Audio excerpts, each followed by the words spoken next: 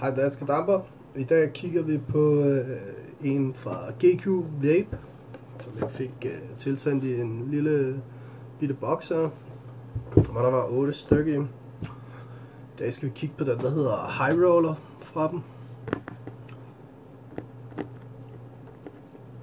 Meget lækkert design de har på deres flasker. Nu håber jeg ikke, mit kamera har lagget lidt. Det virker lidt sådan. Well, det er GQ Vape High Roller. Okay, vi kan pikke ind. Ikke kunne finde noget, desværre. Ja, sådan er det jo.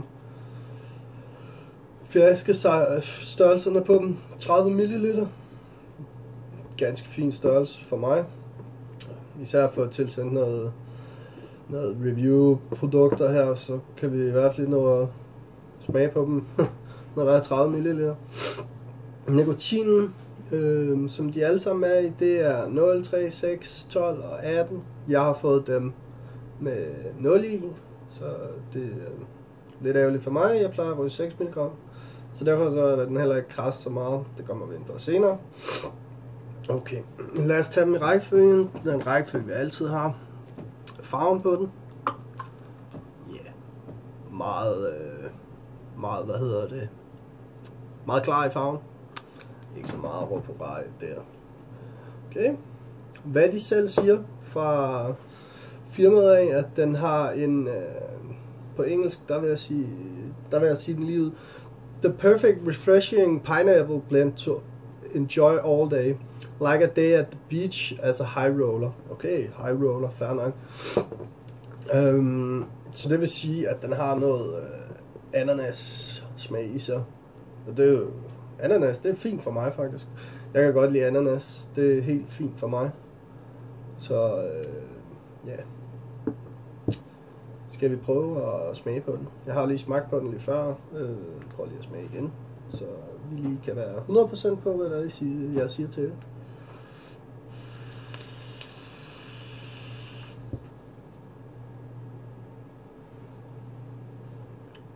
Den har den der sødme, rigtig sød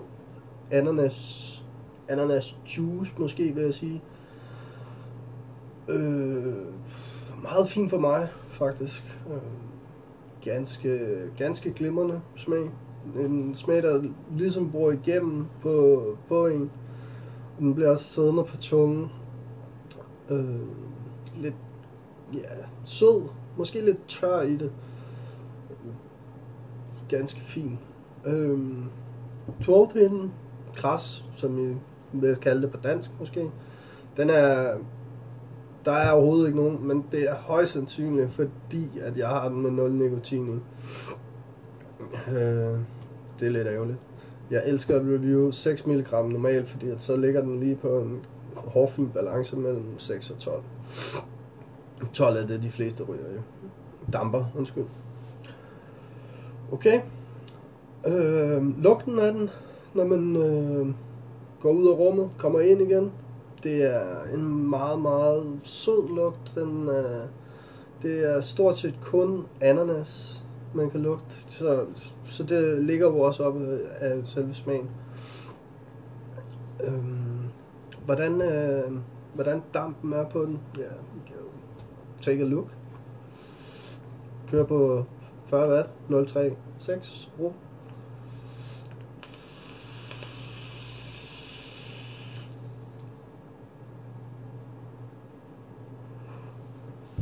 Så ganske fin damp.